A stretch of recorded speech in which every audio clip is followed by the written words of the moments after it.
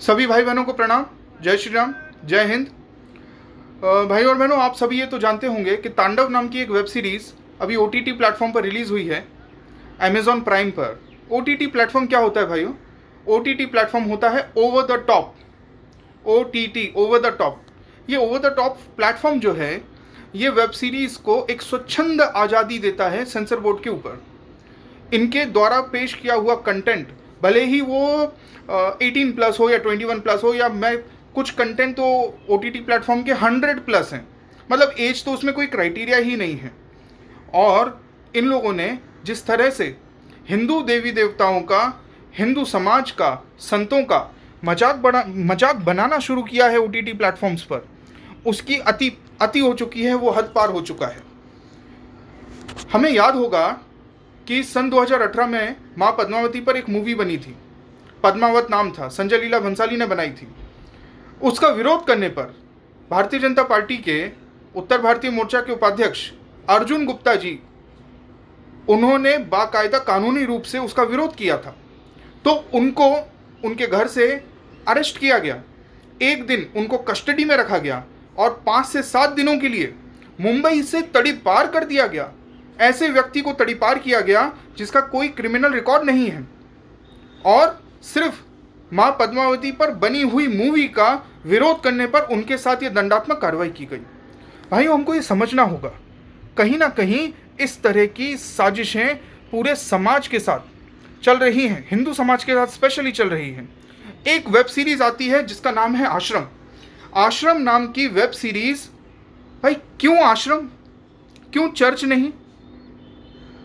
पूरा विश्व इस चीज का गवाह है कि किस तरह से छोटे छोटे बच्चों का, नन का यौन शोषण चर्चों में होता रहा है और अभी भी हो रहा है।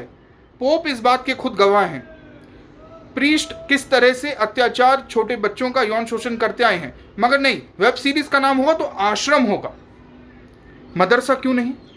आए दिन मदरसों में लड़कों के साथ, लड़कियां नहीं, मदरसों में लड़कों के साथ बलात्कार के केस सामने आते हैं। लड़कियों के साथ होने वाली घटनाएं मदरसों में तो बहुत ही कॉमन विषय है, मगर वेब सीरीज का नाम होगा तो आश्रम होगा, ना मदरसा होगा, ना चर्च होगा। तो ये कहीं ना कहीं एक खटकता है, ये एक साजिश की बू आती है।